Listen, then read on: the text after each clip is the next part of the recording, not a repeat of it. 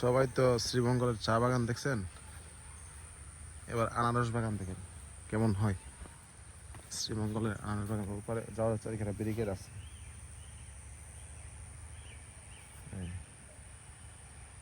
এই হচ্ছে শ্রীমঙ্গলের আনারস বাগান। এটা পুরোটাই পাহাড়, পাহাড়ের ডালো জায়গায় নিচে কলা বাগান, পাশে অনেক আছে।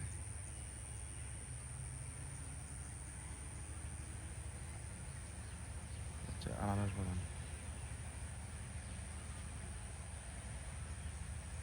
পাহাড়ের ডালো জায়গায় সমান সারিবদ্ধভাবে লাগানো হয়।